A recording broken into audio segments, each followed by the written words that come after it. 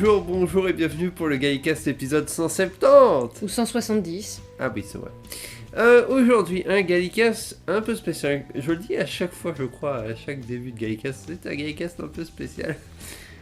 Aujourd'hui, plusieurs choses. Déjà, on accueille un petit nouveau dans l'équipe, puisque depuis peu, nous sommes parents. Oui. Oui. Et donc, nous avons un nouveau Ouvien dans l'équipe de Galli-France, qui a 1 mois, et qui n'écrit pas encore d'article, mais qui va donner probablement son avis sur The Twin Dilemma en grinchant et en suçant sa tétine. Oui, probablement, oui. Donc le nombre de sucements de tétine correspondra à la note qu'il donnera sur l'épisode. D'accord. Aujourd'hui, on va parler donc de The Twin Dilemma, mais pas pour rien. Parce qu'en réalité, vous le savez probablement, les coffrets Blu-ray sont sortis et Colin Baker a quasiment toute sa période en haute définition. Sauf Twin Dilemma, du coup. Sauf Twin Dilemma. Donc on s'est dit, on va en profiter pour voir l'intégralité de la période de Colin Baker, parce que moi je crois qu'il y a une histoire ou deux que j'ai pas vue. Toi peut-être aussi. Oui, j'en avais vu beaucoup, mais pas toutes non plus. Et on s'est dit, tiens, on va voir tout dans l'ordre. Et je crois qu'on avait déjà essayé une fois. On avait essayé avec Twin Dilemma en voilà. DVD. Bon, j'avais un bon souvenir. J'avais jamais vu la fin de cette histoire, je pense. Moi non plus. Je crois que c'est la 4e fois que je la recommence et j'ai enfin vu la fin, quoi. Mais je crois aussi que c'est la première fois que je voyais la fin de Twin Dilemma, qui en fait, le dernier épisode, c'est le meilleur. Oui, c'est vrai. C'est celui qui est le plus supportable. Enfin, bref, aujourd'hui, on va se lancer dans un marathon qui sera juste coupé par la présence de l'épisode des 100 ans de la BBC, c'est-à-dire The Power of the Doctor, puisqu'il sort le 23 octobre 2022, et ce Gallicast sera sorti avant. Donc ce sera entrecoupé de ça. On va voir à quel rythme, mais je vois bien un Gallicast par semaine au final. Oui, on peut essayer, parce que... la plupart des épisodes de la période de Colin Baker, c'est 2 épisodes à chaque fois. Je crois que c'est des épisodes de 45 minutes par contre. Oui. Mais puis notre rythme de vie est devenu différent, on peut moins sortir pour l'instant, donc on va rester plus à la maison. Oui, et puis même, j'ai changé de boulot, moi aussi j'ai un peu plus de temps pour ça. Donc, et moi je suis en congé mat, donc... Ça aide. Ça aide. Enfin bref, voilà, on va se lancer dans ce Gallicast. On va pas parler de news dans celui-là, on parlera des news à mon avis dans Power of the Dalek. On gardera d'ailleurs les news principalement de temps en temps parce qu'il n'y a pas grand-chose, enfin s'il y a des trucs, mais je préfère garder ça pour plus tard. Voilà. Ce sera un peu mieux. En tout cas, si vous écoutez ce Gallicast avant le 23 octobre, n'oubliez pas que The Power of the Doctor, le dernier épisode de Jodie Whittaker et de l'ère de Chris Chibnall sera diffusé sur BBC One à cette date-là. À ne pas manquer. Bref, on va passer à The Twin Dilemma. Est-ce que tu saurais me le résumer? Non. Alors, en fait, c'est pas comme Ghost Knight. Le scénario est super simple. C'est juste que c'est justement, c'est ça. C'est simple. C'est tellement simple que... en gros, t'as 2 jeunes adolescents pré-ados, on va dire, jumeaux, qui sont des génies mathématiques, qui se font kidnapper par des mythes géantes. Enfin, je suppose que ce sont des mythes, parce que c'est entre la mythe et le hibou, j'ai un peu du mal à déterminer. Et pour qu'ils procèdent à des calculs, il y a un Time Lord dans le tas. Et il y a aussi on dit que c'est une limace géante, mais ça ressemble à peu près à tout sauf à une limace. Et au même moment, il y a le docteur qui s'est régénéré entre littéralement un câble. Ah, littéralement. Voilà, il a une crise existentielle et des pulsions assassines. Donc voilà, c'est le 6e docteur. Et donc, il va essayer... il n'est pas très convaincu à la base, mais le but est de sauver les gamins, et finalement de sauver une planète, et de sauver un de ses potes Time Lords qui est coincé dans les problèmes. Voilà.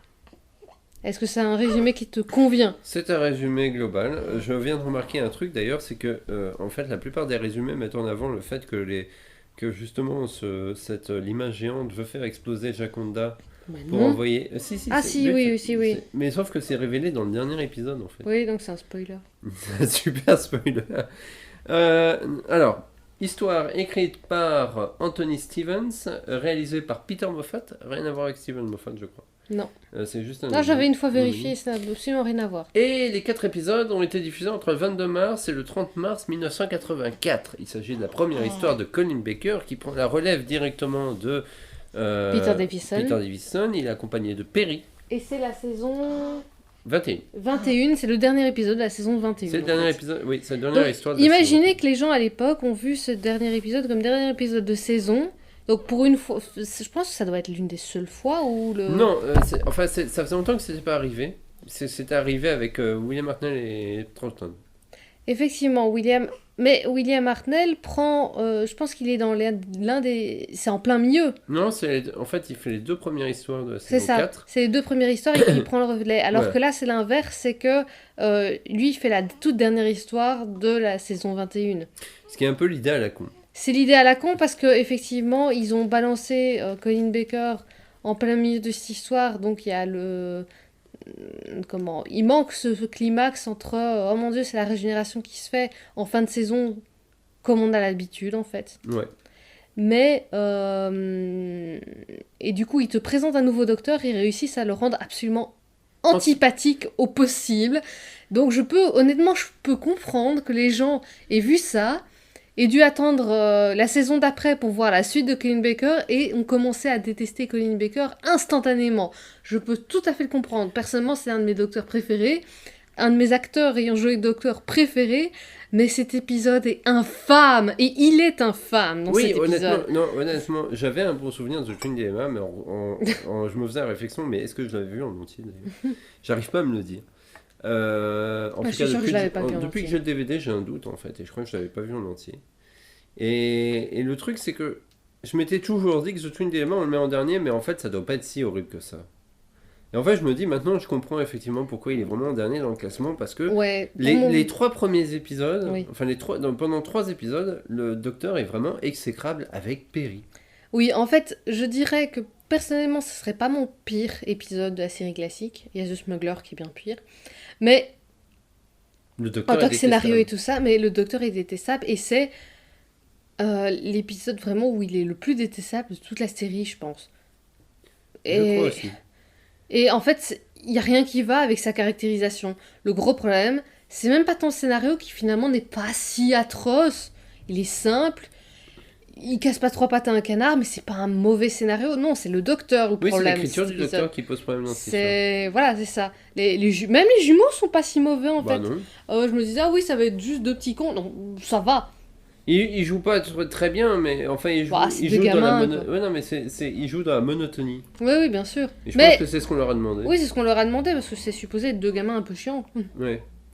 Et le truc aussi, tu sais à quoi ça me faisait en fait, à quoi ça me faisait penser? Parce qu'on n'a pas regardé les 4 épisodes d'affilée, on a fait des pauses, on avait vu les 2 premiers hier, et on a fini l'histoire aujourd'hui, parce que voir une histoire dans son intégralité, on pouvait le faire ça quand on était jeune. Quand on était jeune, qu'on n'avait pas de petits bébés, qu'on avait un temps d'attention relativement long. Je veux dire, j'ai souvenir d'avoir vu Inferno d'un bloc. Ouais.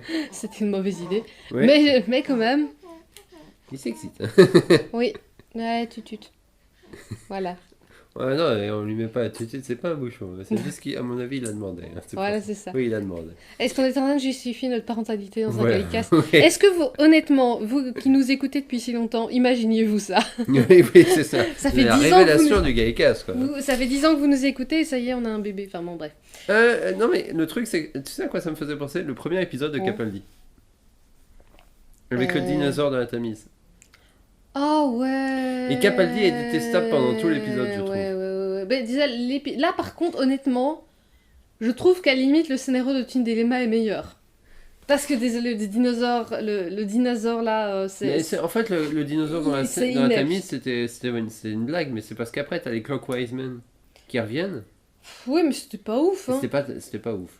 C'était pas ouf, désolé. À la limite, Twin Dilemma en tant que scénario tout seul est limite plus intéressant. Parce que, en fait, les enjeux sont intéressants. Il y a un nouveau personnage de Time Lord qui est plutôt intéressant aussi. Et qui est oublié constamment. Voilà, c'est ça. Quand on fait la liste des Time Lords, on ne le cite jamais. Quasiment jamais, je pense. Azmael. Parce que, en fait, pendant l'histoire, je crois que c'est assez trouble le fait que c'est un Time Lord ou pas. Oh non, il se dit clairement que c'est un Time Lord. Non. Ouais. Non, surtout sur la 4ème épisode. Le 4ème épisode, c'est clairement dit, je peux pas me régénérer, j'ai atteint ma limite. Oui. Voilà. Que penser vraiment de cette histoire? Moi, il y a des points à sauver. Pas beaucoup. Le scénario n'est pas mauvais. Le scénario est pas si mauvais que ça. Il est juste pas extra, il est pas ouf, mais il est pas. Il est, je veux dire, Ghostlight en comparaison a vraiment. Tu captes que dalle quoi. Ah ben moi tu sais que je mettrais Ghostlight en dessous de Twin Dilemma niveau Pourtant, qualité. Ghostlight il est apprécié quand même. Oui. Oui, l'ambiance est meilleure. L'ambiance, oui, c'est ça, c'est une bonne ambiance dans Ghostlight. En fait, c'est surtout ça. Mais le scénario est moins bien écrit. Ouais. Ouais, c'est ça. Mais en tout cas, cet épisode-là, c'est très bizarre. Mais effectivement, t'as raison. Si tu connaissais pas Colin Baker, si tu connaissais pas le 6ème Docteur, qu'est-ce que tu penserais de ce Docteur-là? Oh, mais quel con ce mec! Oui. Il mérite des claques. Ouais, c'est à peu près ça, hein.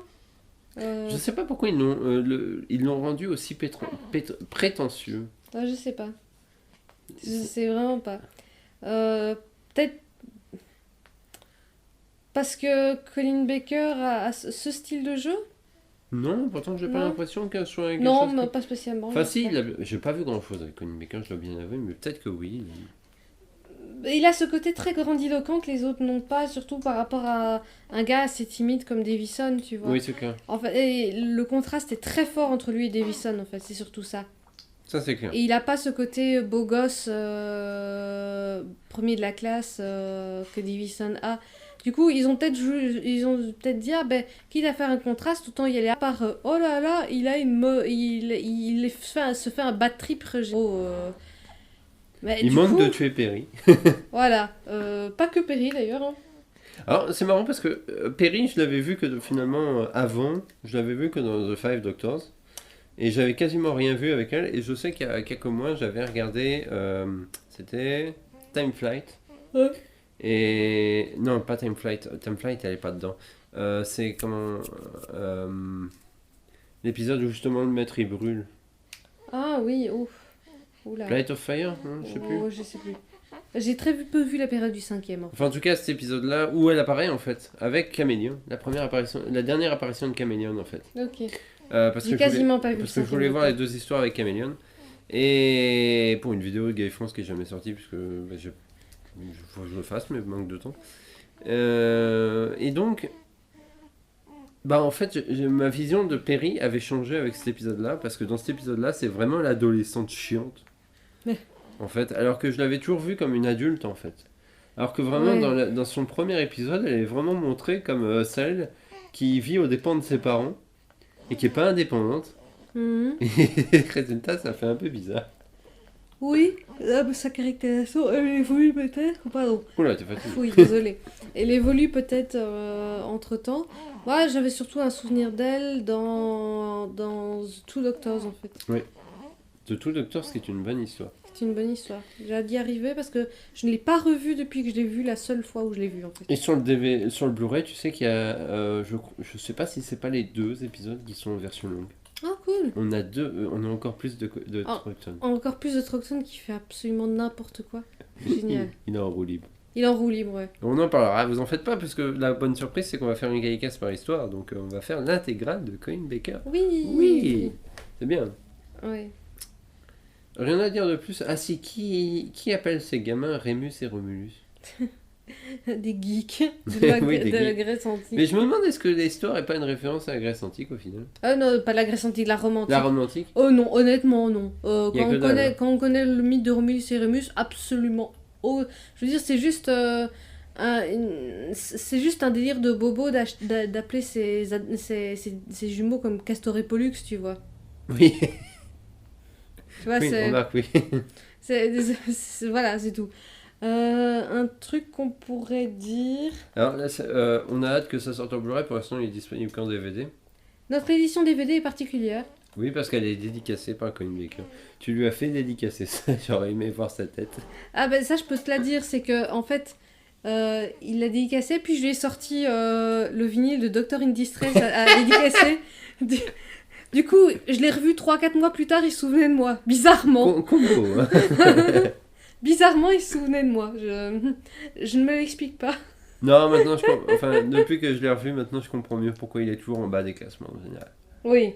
Pourquoi il est... Oui, et c'est vraiment à cause du docteur, parce que l'histoire en elle-même, franchement, j'ai vu, honnêtement, on a vu Talang Wei Chang il n'y a pas si longtemps. Ouais. Désolée, l'histoire est pire. Je préfère l'histoire en elle-même de Twin Ouais, Dilemma. Wenchang, j'ai jamais compris pourquoi. C'est pour le côté un peu Sherlock Holmes, c'est un peu tout ça, mais j'avoue que même moi, je décroche pas du tout. Jago et Lightfoot sont sympas. Oui, c'est tout. Mais c'est vraiment... L'histoire en elle-même n'a rien de mauvais dans Twin Dilemma. C'est le docteur c'est ça. qui est mauvais. Il est tellement mal écrit. Il est tellement antipathique. Je veux dire, allez, imagine. On aurait eu en dernier épisode, l'épisode que tu disais tout à l'heure avec Capaldi. Oui. Allez, tu vois la période Matt Smith. Puis soudainement, tout dernier épisode de la saison, Capaldi, puis pendant 1 an... Tu sais pas, t'as que dalle, à la limite t'as un épisode spécifique, enfin je sais plus. ça laissera un arrière-goût.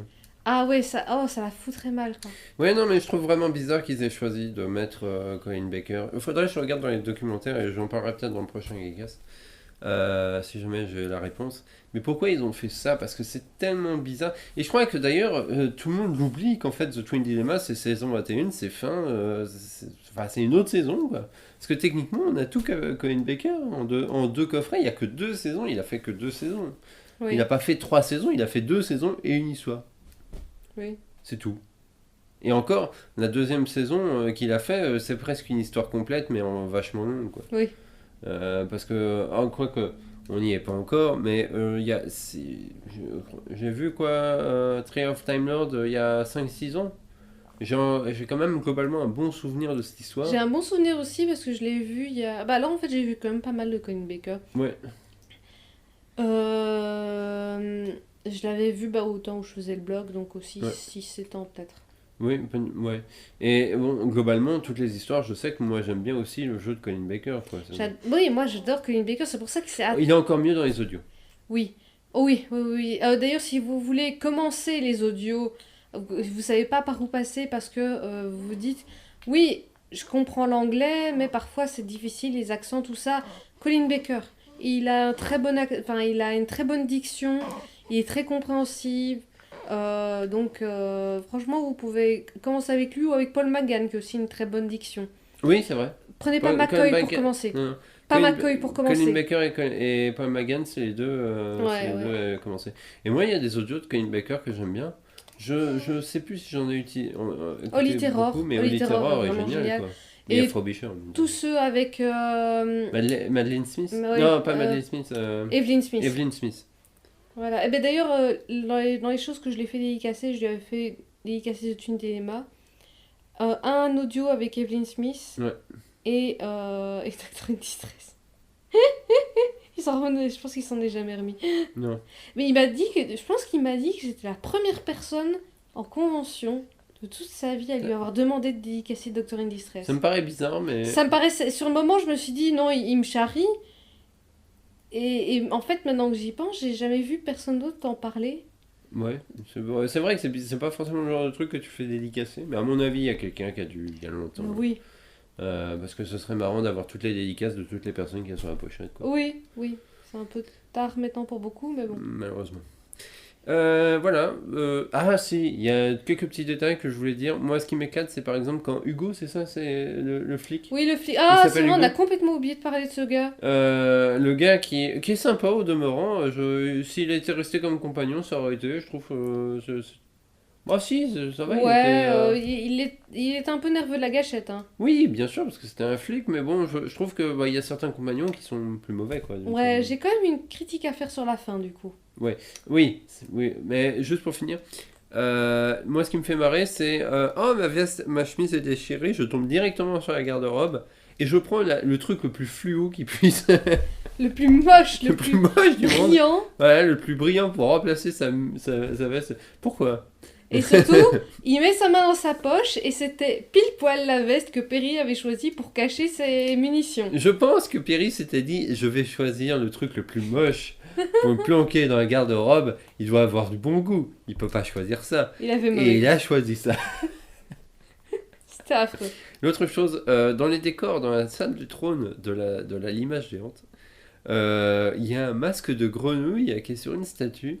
Et je vais regarder dans les commentaires audio ou dans les notes de production s'ils y font référence. Mais ce masque, en fait, ça vient d'un film qui s'appelle L'abominable Dr. Phibs. Et c'est pas une blague. Je pense que c'est un props qui devait traîner, qui a dû être loué pour remplir la scène. Parce que dans ce film-là, en fait, qui est un peu le saut avant l'heure, pour vulgariser un peu le film, même si ça n'a rien à voir.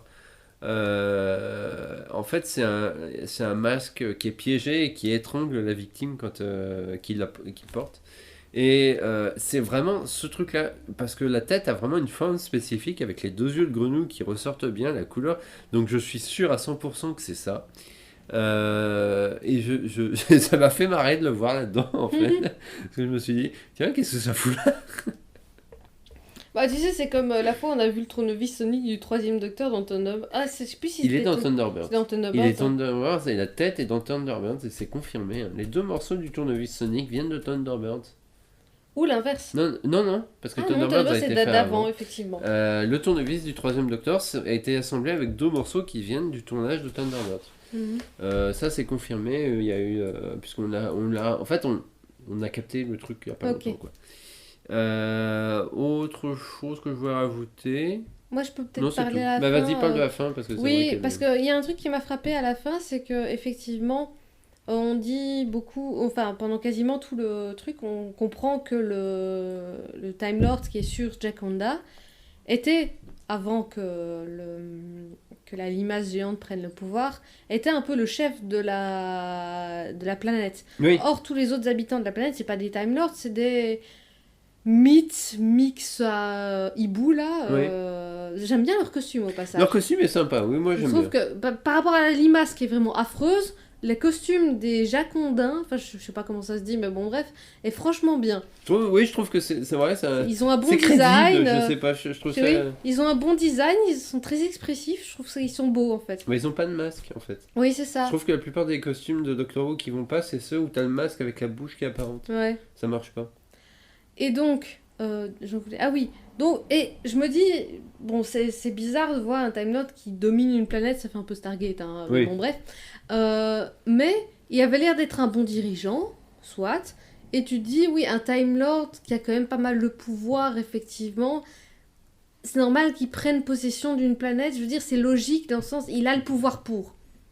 À la fin de l'histoire, t'as un des hiboumites, là, qui dit, ah oui, bah du coup, moi, bah, je vais prendre le pouvoir moi maintenant. Oui, mais c'était le Chamberlain. C'était le Chamberlain, voilà, c'est ça, bah, c'était un traître en gros. Hein, donc, c'est le gros pourri de l'histoire. C'était le gros pourri de l'histoire. Il avait aucune légitimité à prendre le pouvoir, on est d'accord. Donc le docteur dit, ah ben non, toi non. Parce que bon, il n'y a plus... Azrael n'est plus là, donc... Azmael n'est plus là, donc il ne peut plus reprendre le pouvoir. Et spontanément... c'est le flic qui prend le pouvoir. Donc c'est un humain qui prend le pouvoir sur une autre planète. Et moi j'étais en mode, mais quoi, ils ont aucune autodétermination, ce peuple, ils ont pas le droit de dominer par eux-mêmes, ils sont obligés d'être dépendants de notre... Mais je pense que en fait ça a été écrit dans le sens, il va donner un coup de main. Ouais. Mais de toute façon, je trouve qu'à ce niveau-là, l'histoire, globalement, tu vois jamais les villes. L'histoire se passe dans 3 pièces. Je veux dire. Non, mais même, il y en a certains où tu vois vraiment l'extérieur d'une planète. Là, tu vois vraiment 2 pièces, 3 pièces. Tu vois une scène en extérieur, mais tu vois jamais non plus le peuple. Oui. Là, vraiment, tu as l'impression que la planète est habitée que par 15 personnes, maximum. Oui, c'est souvent le cas, honnêtement, dans Doctor Who. Je veux dire, quand tu penses à... c'est quoi le dernier épisode qu'on avait vu ? C'était... on l'a vu après... The Pirate Planet. Ouais, la Pirate Planet, désolé, c'est la même chose. Même s'il y a des meilleurs... les décors semblent plus vastes. Oui. Tu vois 15 personnes maximum. Oui. Mais, comment... Ou alors, là, je sais pas, c'est parce que j'ai cette histoire-là en tête, avec la brigade du bonheur, là... je sais plus le nom de cette histoire. Ouais, avec c'est un McCoy. Non, McCoy, c'est... The Happiness Patrol. Voilà, The Happiness... Ouais, merci. Ouais, littéralement, la brigade du bonheur. The Happiness Patrol, ça se passe dans 3 couloirs à tout casser, avec la patrouille, 4-5 personnages en plus, et un petit chien dégénéré. Enfin, moi, je l'aime beaucoup, cette histoire, mais ce qu'il y a, c'est que je l'ai vu il y a là maintenant, ça doit faire presque 10 ans que je l'ai vu. Ouais. Donc je l'ai peut-être un peu idéalisé, mais à l'époque, je me souviens que je l'avais beaucoup aimé. Bah, faut revoir. Le chien, j'aimais la marionnette du chien. Ouais, mais même, j'avais toute l'esthétique éclatée au sol. Moi, j'avais adoré. Mais bon. On va voir ce que ça donnait. De toute façon, on reste de Colin Baker. Moi, j'ai globalement un bon souvenir quand même de cette période-là, mais on va voir si ça survit un peu à ce qu'on pense. Est-ce qu'on pourrait faire des prédictions sur ce qu'on pense être les meilleures histoires? J'ai un tellement bon souvenir de The Two Doctor. J'ai un bon souvenir de l'épisode avec la Rani. Le problème, c'est que là. Celle-là, je l'ai pas vue. Ça, je sais que je l'ai pas vue. Mon problème, c'est que j'ai vraiment des oublis des titres des épisodes. Bah, attends, je vais reprendre rapidement la liste. Parce que. Merci, Galifron. En mode souvenir, tiens, t'as vu ça? J'ai souvenir que les épisodes de. Un épisode qui m'avait fait chier, je pense que ça fait partie de Trial of the Timer, c'est l'épisode avec les Vervoids. Terror of the Vervoids, oui, c'est avec Trial of the Timer. Oui, en fait, Trial of the Timer, c'est bien simple. J'aimais toutes les parties du Trial, mais je pense que j'ai aimé aucune des histoires flashback.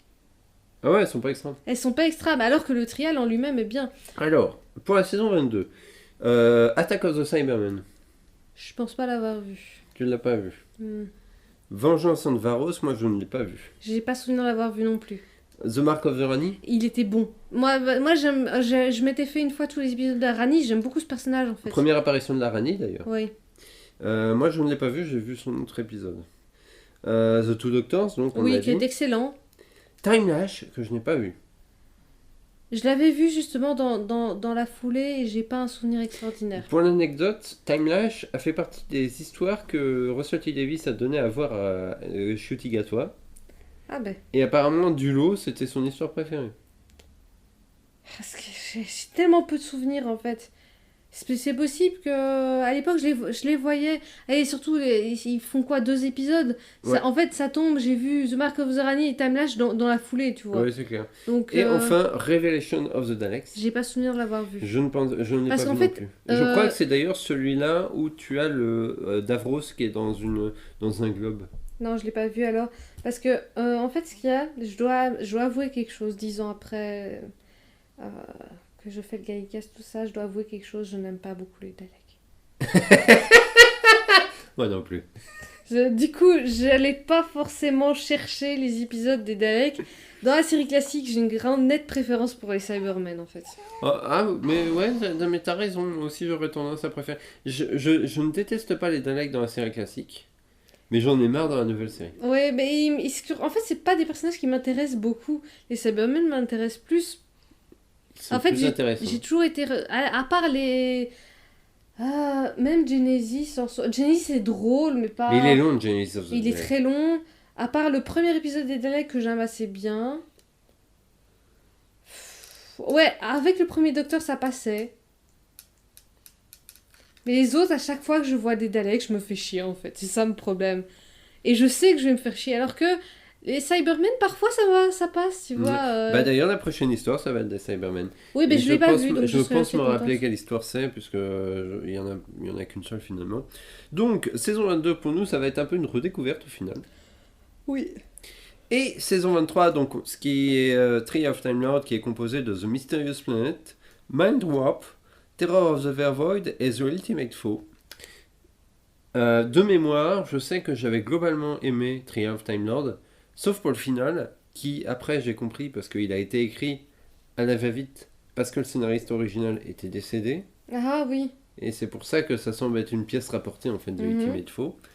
Mais je suis curieux de revoir ça maintenant, maintenant, voir un peu ce que ça donne. Est-ce que le souvenir va être bon? Toi, c'est pareil Voilà, c'est ça. Moi, je sais que je m'attends à me faire chier dans les histoires flashback parce qu'il n'y en a pas une seule. J'ai des souvenirs de Terror of the Vervoids, mais j'ai zéro souvenir des 3 autres. J'ai hâte de voir le docteur appeler le Valeyard par tous les noms. Oui, ça j'ai des souvenirs, tu vois. Le Boneyard, le Scrapyard. Graveyard. Et aussi, j'ai hâte de voir de nouveau Anthony Henley cabotiné dans la Matrix. Moi, je me souviens surtout de... c'est Perry qui est rasé. Oui, c'est Perry qui est rasé. Ouais. D'ailleurs, tu vas revoir, enfin, tu vas voir qui est Brian Blessed, puisqu'il apparaît d'ailleurs dans The Mysterious Planet. Gordon's alive! Oui, tu peux pas savoir. Quoi? C'est un acteur anglais qui a une grande carrure Okay. et une grande voix. Et qui est très célèbre pour son rôle dans Flash Gordon. Okay. C'est pour ça qu'il dit, quand tu le vois en interview, surtout maintenant, la réplique qu'il dira souvent, parce qu'on lui demande souvent, c'est de dire Gordon's alive! Ok, Parce que c'est d'accord. Flash Gordon et Flash Gordon est en vie. D'accord. Voilà. C'est la référence. Voilà, c'est sur ces bons mots, je pense, parce que je pense que tu n'as plus rien d'autre à dire sur... Non.